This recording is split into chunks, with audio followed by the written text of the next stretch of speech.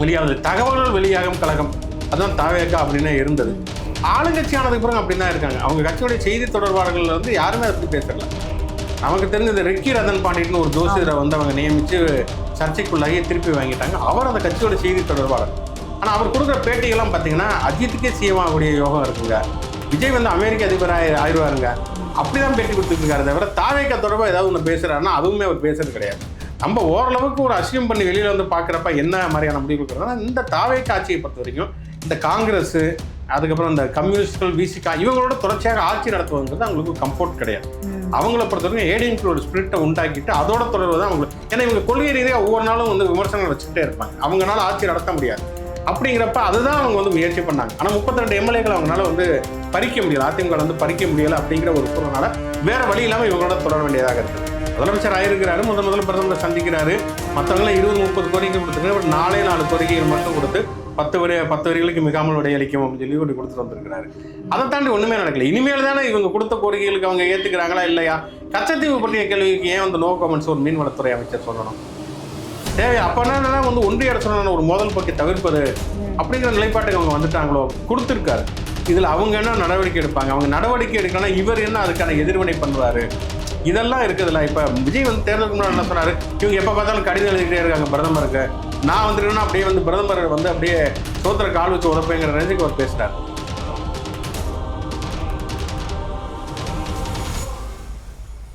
Sir, இப்போ 2வது இதுக்கு வருவோம். என்னன்னா 2 நாட்களுக்கு முன்பாக பிரதமர் மோடி அவர்களை விஜய் அவர்கள் போய் சந்திச்சு வந்தாரு. அப்போ வரும்போது ராகுல் காந்தி அவர்கள் வீட்டில் போய் பார்ப்பாரு அப்படின்னு சொல்லப்பட்டது. பல்கலைக்கழகத்தில் வந்து, அதாவது JNU பல்கலைக்கழகத்தில் திருவள்ளுவர் சிலை திறக்கப்படும் அப்படின்னு சொல்லப்படுது. ஆனால் அடுத்தடுத்து பிரதமர் மோடி அவர்களை வந்து சந்திச்ச பிறகும் மத்திய அமைச்சர் நிர்மலா சீதாராமன் அவர்களை சந்திச்ச பிறகும் இதெல்லாம் ரத்தாகுது. இதெல்லாம் தொடர்ச்சியாக ஏன் இந்த மாதிரி நடக்குது? இல்லை, இப்போ இதில் என்னன்னா நமக்கு வந்து எல்லாமே நம்ம வந்து யூகிச்சு தான் பேச வேண்டியதாக இருக்குது. ஏன்னா அதிகாரப்பூர்வமான தகவல்கள் எதுவுமே வரதில்லை. தாவேகா வந்து ஒரு ஆளுங்கட்சியாக வருவதற்கு முன்பே அவங்க அதிகாரப்பூர்வமாக எந்த தகவலுமே வெளியாகுது. தகவல்கள் வெளியாகும் கழகம், அதுதான் தாவேகா அப்படின்னு இருந்தது. ஆளுங்கட்சி ஆனதுக்கு பிறகு அப்படி தான் இருக்காங்க. அவங்க கட்சியுடைய செய்தி தொடர்பாளர்கள் வந்து யாருமே அதை பற்றி பேசல.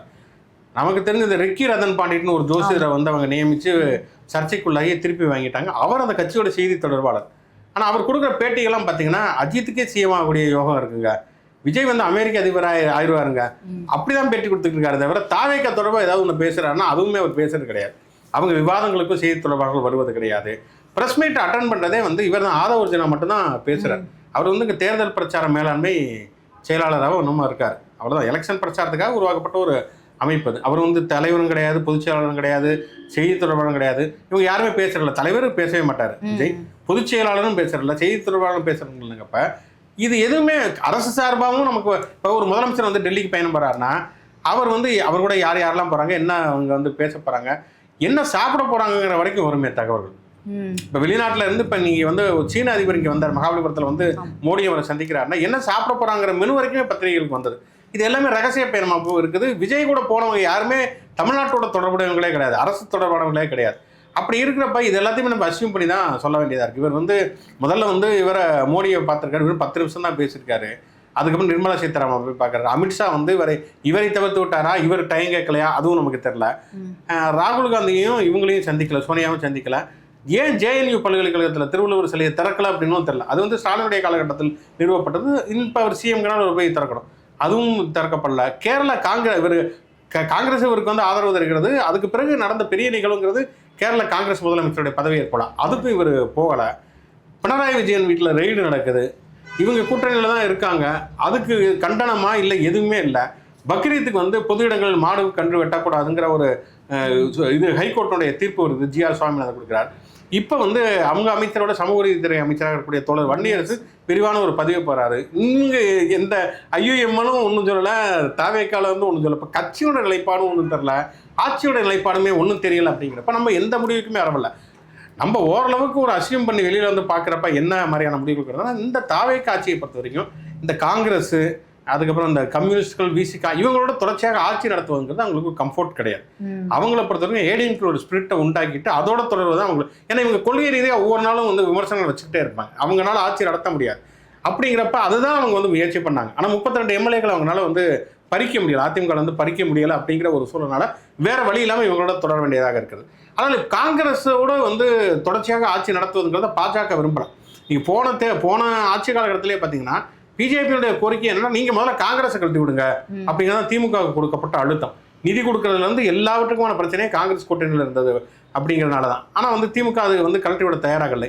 இப்போ தாவேகாவும் அந்த ப்ரெஷரை கண்டிப்பாக பிஜேபி கொடுக்கும். ஆனால் நீங்கள் சவுத் இந்தியாவில் பார்த்தீங்கன்னா உங்களுக்கு வந்து கர்நாடகாவில் காங்கிரஸுடைய ஆட்சி இருக்குது, தெலுங்கானாவில் இருக்குது, கேரளாவில் வந்துட்டாங்க. இப்போ தமிழ்நாட்டிலே அமைச்சரவையில் பங்கெடுக்கிறாங்கன்னா ஆந்திராவை எல்லா இடங்களுமே தென் மாநிலங்களில் வந்து காங்கிரஸ் வந்து வலுப்பெறுகிறது.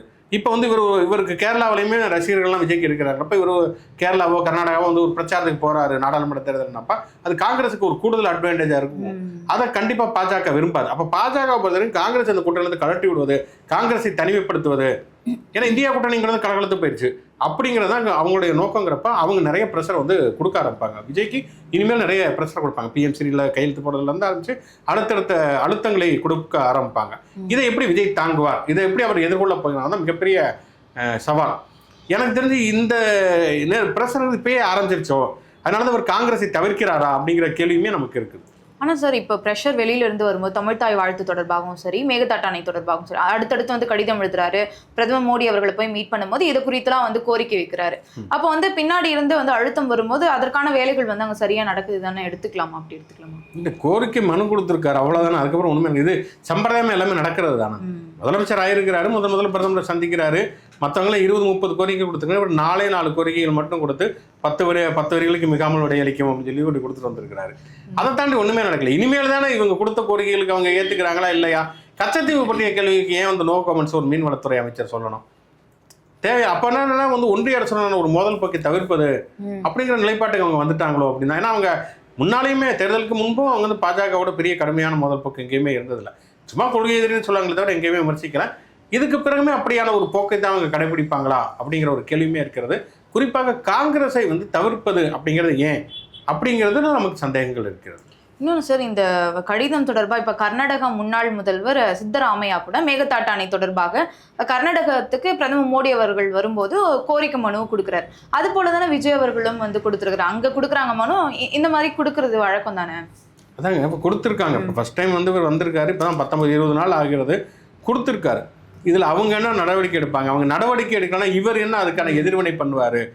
இதெல்லாம் இருக்குதுல்ல. இப்போ விஜய் வந்து தேர்தலுக்கு முன்னாடி என்ன சொன்னார், இவங்க எப்போ பார்த்தாலும் கடிதம் எழுதிக்கிட்டே இருக்காங்க பிரதமருக்கு, நான் வந்துருக்கேன்னா அப்படியே வந்து பிரதமர் வந்து அப்படியே சோத்திர கால் வச்சு உதப்பேங்கிற ரேஞ்சுக்கு அவர் பேசுறாரு.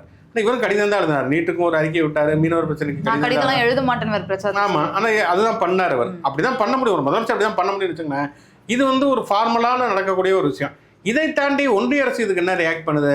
ஒன்றிய அரசு கொடுக்கலன்னா என்ன பண்ணி? இப்போ ஆளுநர் வந்து ஒப்புதல் தரல திமுக ஆட்சியில் அப்படிங்கிறப்ப அவங்க உச்சநீதிமன்றத்துக்கு போய் ஒரு சட்ட போராட்டம் நடத்தி ஒரு வரலாற்று சிறப்புமிக்க தீர்ப்பை பெற்றாங்க. இதெல்லாம் தான் வந்து ஒரு மாநில அரசு வந்து செய்ய முடியும். மாநில அரசுக்கு ஒரு வரம்பு இருக்கிறது, அதுக்குள்ள என்னென்னலாம் பண்ண முடியும். அதை எப்படி போர்க்குணத்தோட இருக்காங்களா இல்லையாப்பா? மம்தா இருந்தாங்க, இங்கே ஸ்டாலின் இருந்தாரு, அந்த மாதிரி இவர் இருப்பாராங்கிறது தான் கேள்வி. அதுக்கு முதல்ல நீங்கள் வந்து நீங்கள் என்ன பண்ணுறீங்கிறத வெளிப்படையாக சொல்லணும் மக்களுக்கு. பத்திரிகையாளர்களை சந்திக்கணும். அதனால தான் நான் வந்து இப்போ கீர்த்தனா மாதிரியான அமைச்சர்கள் தடுமாறுறாங்க. ஓகே, தடுமாறட்டும், ஆனாலும் அவங்கள நான் வரவேற்கிறேன். ஏன்னா அவங்க தலைவர் மாதிரி அவங்க வந்து பத்திரிகையாளர்களை கண்டு அஞ்சு நடுங்கி ஒளியலை. சரியாவோ தப்பாவோ ஏதோ ஒன்று மீடியா முன்னாடி பேசுகிறாங்க. ஆனால் இவர் பேசவே மாட்டேங்கிறார். கட்சி தலைவராகவும் பேசலை, கூட்டணி தலைவராகவும் பேசலை, ஒரு முதலமைச்சராகவும் பேசலை. அப்படின்னா இப்போ நீங்கள் வந்து இப்போ நீங்களும் நானும் கேள்வி கேட்டுக்கிட்டே இருக்கலாம் அந்த அரசை பார்த்து. யார் பதில் சொல்லுவான்? நம்மளே கேள்வி கேட்டு நம்மளே பதில் சொல்லிக்க வேண்டியதான். பதில் சொல்வதற்கு பொறுப்பாக யாராவது இருக்கணும்ல. ஆட்சி அமைந்ததுலேருந்தே அந்தந்த தொகுதி எம்எல்ஏக்கள் அமைச்சர்களாக இருக்கட்டும் எல்லாத்தையும் போய் கள ஆய்வு பண்ணுறோம் அப்படின்னு சொல்லிட்டு போயிட்டு இருக்காங்க. முதற்கட்டமாக நீங்கள் இதை எப்படி பார்க்குறீங்க ஆய்வுகள் தொடர்பாக?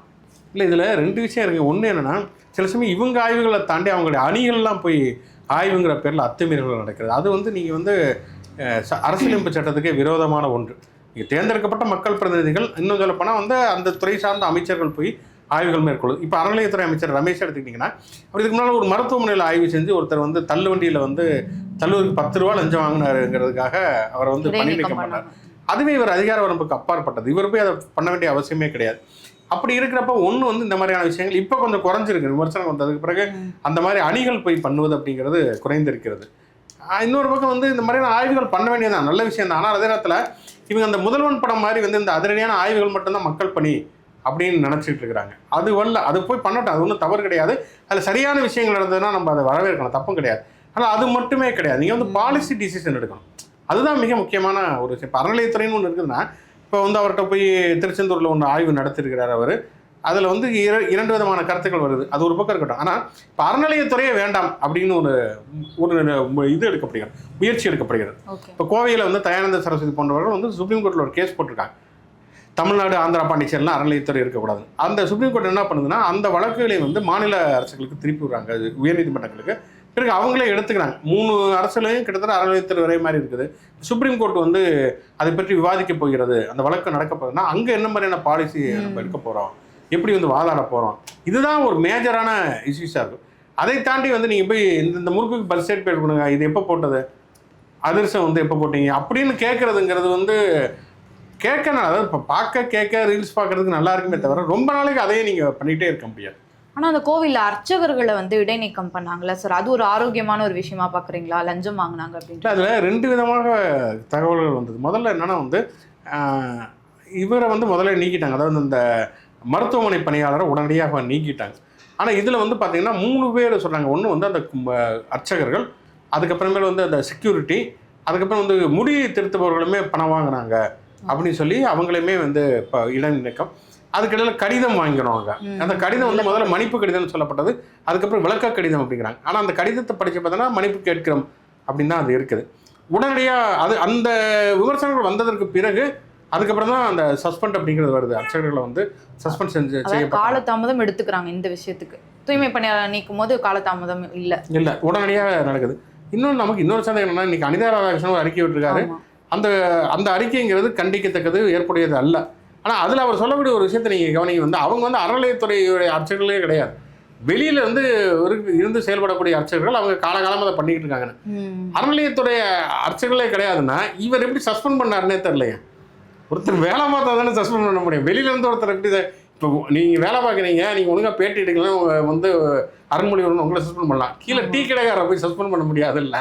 அது மாதிரி வந்து அவங்க அறநிலையத்துறை அர்ச்சகரே இல்லைன்னா எப்படி அவர் பணியிடை நீக்கம் பண்ணாருங்கிறது நமக்கு தெரியலை. அதனால் அந்த கிளாரிட்டி அப்படிங்கிறது நமக்கு இல்லை அப்படிங்கிறதா வந்து. மற்றபடி அவங்க தவறு பண்ணாங்க அப்படின்னா அது வந்து நடவடிக்கை எடுக்கிறதுல அதில் தப்பு கிடையாது. ஆனால் இதில் என்னன்னா வந்து சில விஷயங்கள் இருக்குல்ல, சில விஷயங்கள் இப்போ முடிதிருத்தவர்கள் கொஞ்சம் கூட காசு வாங்குறாங்க அப்படிங்கிறது.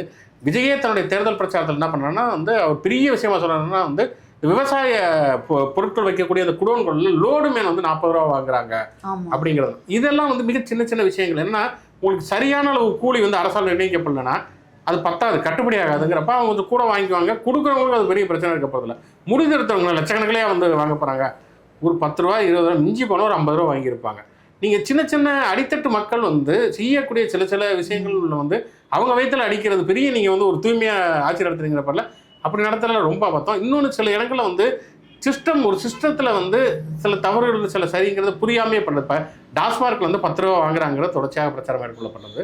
ஜெயலலிதா காலகட்டத்திலேருந்தே அந்த பணங்கிறது வாங்கப்படுகிறது. இப்போ என்ன சொல்லப்படுகிறதுனா 2 விதமாக சொல்லப்படுது. ஒன்று என்னென்னா, ஒன்று வந்து அந்த நிர்வாக செலவுகளுக்காக. இப்படி ரேஷன் கடையிலே பார்த்தீங்கன்னா, ரேஷன் கடையில் வந்து நீங்கள் பொருட்கள்லாம் வருது இல்லையா, அரிசி கோதுமை இதெல்லாம் வர்றப்ப நீங்கள் வந்து கொக்கி போட்டு அந்த மூட்டையை எடுப்பாங்க. அப்போ அதில் வந்து நிறைய சிந்திரும், டேமேஜ் ஆயிரும். அப்போ என்ன பண்ணுவாங்கன்னா, நீங்கள் வந்து நம்ம போய் ரேஷன் கடையில் பொருட்கள் வாங்குறப்ப இப்போ வந்து ஒரு 100 கிலோ வருதுன்னா 95 கிலோ தான் இருக்குன்னு வச்சுங்களேன். ஏதோ டேமேஜ் ஆகிடுது, இல்லை எலி கடிச்சிருது, ஏதோ ஒன்றுனா அப்போ என்ன பண்ணுவாங்கன்னா எடை குறைவாக போடுவாங்க. ரேஷன் கடையில் வந்து எடை வந்து குறைவாக போடுவாங்க வந்து பொருட்களை. நம்ம எடை குறைவாக போடுறதுங்கிற தப்பு தான். ஆனால் அவங்களுக்கு வேறு வழியே இல்லை. அப்படிப்பட்டு தான் அவங்க வந்து மேனேஜ் பண்ணணுங்கிற மாதிரியானதாக இருக்கும். அது மாதிரி தான் டாஸ்மார்க்கில் பாட்டிலுங்கிறது உடஞ்சிருச்சு, ஏதோ ஒன்று அதை மேனேஜ் பண்ணுறதுக்காக தான் இந்த பணம். இன்னொன்று வந்து வாடகைங்கிறது 8000 ரூபாய்க்குள்ள தான் வாடகைங்கிறது அரசு தரும். அதுக்குள்ளே நடத்த முடியாதுங்கிறப்ப கூடுதலான வாடகை கொடுக்குறது, இபி பில்லு, இந்த மாதிரி சில விஷயங்கள் சொல்லுவாங்க. இதுக்காக தான் வாங்குறாங்க. அது இப்போ சொல்கிறாங்க, அப்போ 10 ரூபா பாலாஜி பாட்டெலாம் பாடி முடிச்சுட்டாங்க. இப்போ வந்து அது காரணம் சொல்கிறாங்க. ஒன்று. இன்னொன்று வந்து இப்போ இந்த ஸ்டிக்கர் வந்து ஒட்டுறது, அதாவது இப்போ பாட்டில்களை திரும்ப பெறுவது அப்படிங்கிறது ஹைகோர்ட்டு சொல்கிறதுன்னு சொல்கிறாங்க. இப்போ இதனால் வந்து அதிரடியாக நடவடிக்கை எடுக்கிறது. டாஸ்மாக் ஊழியர்களை கடைகளை மூடுறது, டாஸ்மாக் ஊழியர்களை பணி நீக்கம் பண்ணுறது அப்படிங்கிறப்ப அவங்க தொடர்ச்சியான போராட்டங்கள் பல இடங்களில் நடத்திட்டு இருக்கிறாங்க. அப்போ என்னன்னா வந்து டாஸ்மாக் கடைகளை மூடுறாங்க. ஒன்று கள்ளச்சாராயம் குடிக்கிறது, அல்லது வந்து இந்த மணமகிழ் மன்றங்களில் போய் கியூவில் நின்று வந்து விலையை அதிகமாக வந்து கொடுத்து மதுபானங்களை வாங்குறது, இந்த மாதிரியான விஷயங்கள்லாம் இருக்குது. இது வந்து இதை தொட்டால் இந்த மாதிரியான விஷயங்கள் நடக்குங்கிற எந்த விதமான முன் யோசனையும் இல்லாமல் செய்யக்கூடிய அதிரடியாக கவர்ச்சிகரமாக மட்டுமே சில விஷயங்கள் பண்ணுறாங்க இல்லையா, அது பெரிய அளவில் தீர்வாக இருக்காது. ஒரு ஃபியூச்சரிஸ்டிக் வியூ அப்படிங்கிறது வேணும். அது ரொம்ப குறைவாக இருக்கிறது.